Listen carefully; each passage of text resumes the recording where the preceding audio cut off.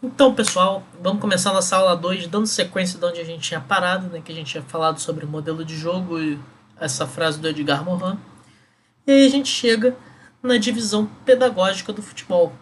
Então, uma pergunta que eu fiz durante a nossa reunião para os membros, né, para os participantes, era: é possível dividir o jogo de futebol? Então, pensa aí o que, é que você acha, se acha que sim, acha que não. Até pausa o vídeo se for o caso, para refletir um pouco a respeito. E eu vou dar sequência aqui. A resposta para essa pergunta é não. Não é possível dividir o jogo de futebol. E aí eu deixei dois exemplos aqui para dar situações claras do porquê não ser possível dividir o jogo de futebol. Esse da esquerda, talvez alguns não reconheçam, é o Usain Bolt, que jogou bola um pouquinho depois de ter aposentado do atletismo, jogou lá na Austrália. Então vamos supor que eu tivesse o Bolt no meu time e eu quisesse explorar a melhor qualidade dele. E qual é a melhor qualidade do Bolt? Velocidade. Ele é o cara rápido. Então, se eu quero explorar isso, ele precisa de espaço para correr, certo? Então, qual seria talvez a melhor forma de eu explorar essa velocidade dele? Jogando em contra-ataque. Porque se eu vou jogar em contra-ataque, dependendo de como eu fizer esse contra-ataque, eu me comportar para defender para ter o contra-ataque, ele vai ter espaço para correr. Então, se eu jogar com uma equipe em bloco baixo, jogar lá atrás, perto do meu gol, na hora que eu recuperar a bola, vai ter bastante espaço para correr nas costas da defesa, na teoria.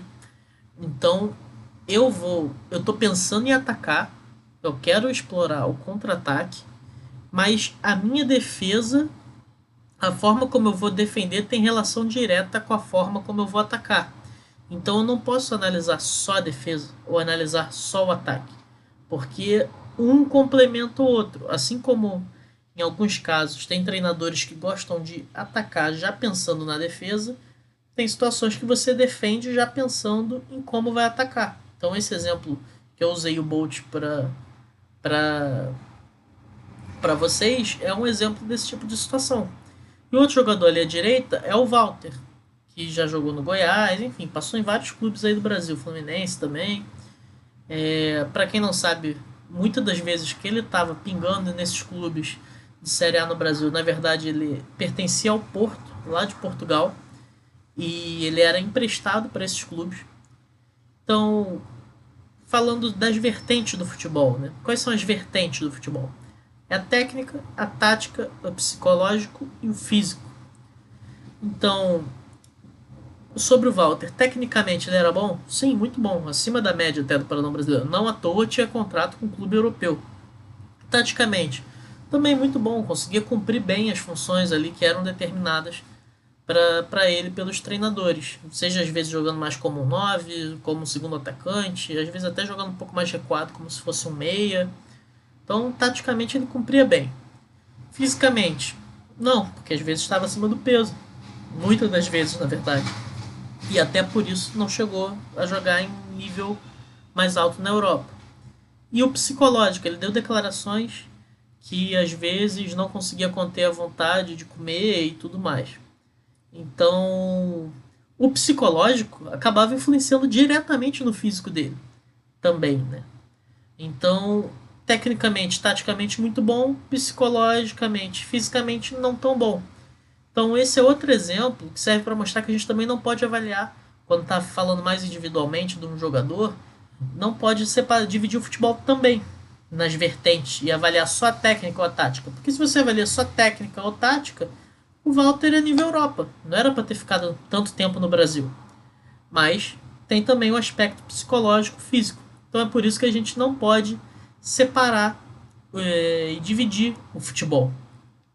Mas se a gente não pode dividir o futebol, então por que falar em divisão pedagógica?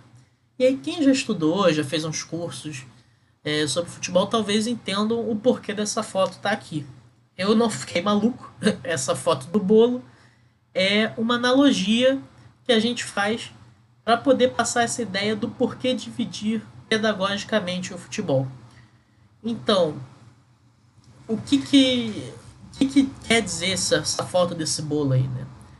O bolo, quando você vai analisar um bolo, se você está avaliando para saber se o bolo é bom, se é ruim, se é molhadinho, se é solado, sei lá, não sei qual é o gosto, não sei o que é mais é utilizado para avaliar um bolo, mas enfim, se você está analisando todo o bolo, você não pode avaliar ele pelas partes que o compõem. Ou seja, você não pode pegar só a farinha, comer só a farinha, beber só o leite, comer só o ovo e dizer se aquele bolo é bom ou não.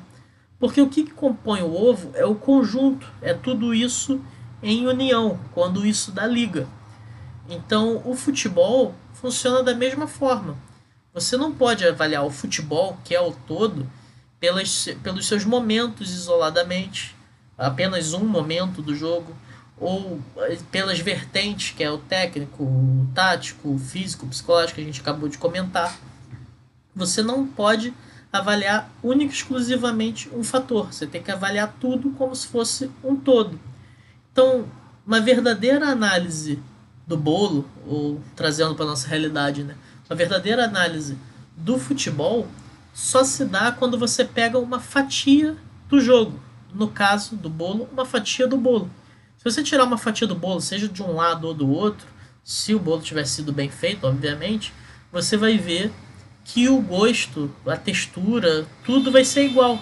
Então aquela fatia representa bem o todo, apesar de ser uma única pedaço, não ser o bolo inteiro. Mas você consegue saber como é o bolo todo tirando só uma fatia. E no futebol é exatamente a mesma situação. Daí a analogia. Você vai pegar fatias do jogo, que são os momentos do jogo, que é o que vamos abordar aqui nessa aula, e esses momentos vão representar integralmente a totalidade, o jogo ou o modelo de uma equipe como um todo. Então, entrando propriamente nos momentos do jogo, nós temos um fluxo natural. E esse fluxo natural que o jogo segue tem relação direta com ter ou não ter a bola. Então, vamos nos basear que nós temos a bola. Então, tendo a bola, eu estou em organização ofensiva. Quando eu já estou organizado e eu tenho lá os meus padrões para atacar. Eu vou fazer assim, assado pelo corredor, pelo centro, com jogadores tal, enfim. Uma série de situações que a gente vai abordar mais para frente. Então, quando eu tenho a bola, eu estou em organização ofensiva. Quando eu perco a bola, eu entro em transição defensiva. O que é a transição defensiva? É aquele momento em que eu perdi a bola. E agora, o que eu faço?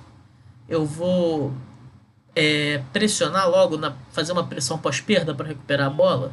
Como vai ser essa pressão pós-perda? Ela vai ser com um jogador só? Vai ser com o time inteiro fazendo? Se for com um jogador só, os outros fazem o quê? Encaixam para pressionar também nos outros jogadores da equipe? Ou eles voltam logo para marcar e só um pressiona para não deixar que o adversário saia logo no contra-ataque? Ou não tem pressão nenhuma, todo mundo vira as costas para a bola e volta para marcar na posição? Enfim, tem uma série de coisas que pode acontecer. Então, o momento da transição defensiva é isso, é a mudança de atitude. O que eu vou fazer assim que eu perco a bola? E aí, depois que eu já fiz isso, assim que eu perdi a bola, que eu já decidi se eu vou pressionar, se eu não vou, enfim, é a hora que eu começo a me defender mesmo. E aí, se eu estou defendendo já de forma organizada, eu estou na organização defensiva, que é o terceiro momento do jogo que a gente está mostrando aqui.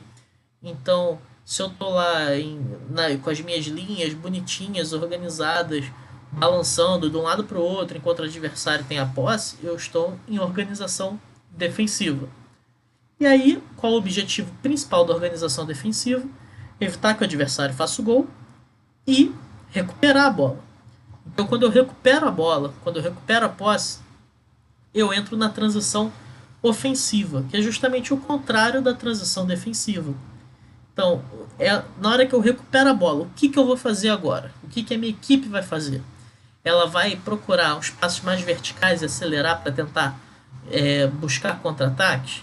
Ela vai tentar manter a posse de bola e sair da pressão do adversário para depois começar a construir de forma mais organizada, com calma?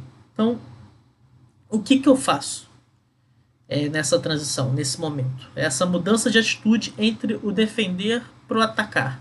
O que vai acontecer? E aí, novamente, eu jogo com a bola de forma organizada, a gente entra na organização ofensiva e o jogo fica nesse ciclo infinito até o final. Infinito não, porque o jogo acaba, né? Mas fica nesse ciclo até o final da partida. Uma equipe está organizada, transita defensivamente, se organiza defensivamente, transita ofensivamente, volta para a organização ofensiva e fica rodando. Isso compõe o jogo em si. E tem pessoas, como eu, por exemplo, que gostam de dizer que existe um quinto momento, que seriam as bolas paradas, tanto ofensiva quanto defensiva. Então, por que está com a seta saindo ali das organizações ofensiva e defensiva? Porque tem outras pessoas que defendem que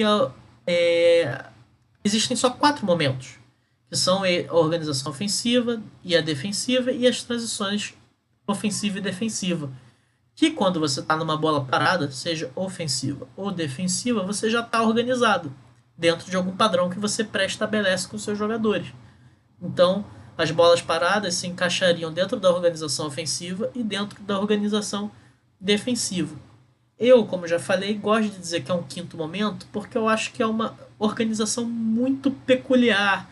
O atacante volta e está lá dentro da área, enfim. É muito diferente do padrão que você encontra com bola rolando. Então, por ser tão diferente, eu gosto de dividir como se fosse um quinto momento.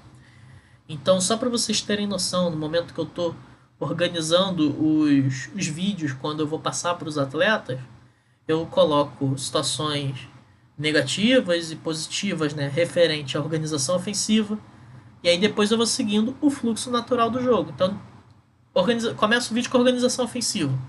Depois, passa para transição defensiva, situações positivas e negativas, seja de um adversário, quando eu faço análise do adversário que a gente vai enfrentar, ou da nossa própria equipe. Então, transição defensiva, pontos positivos e negativos da nossa última partida. Depois, organização defensiva. Depois, transição ofensiva. E por último, as bolas paradas, ofensiva e defensiva.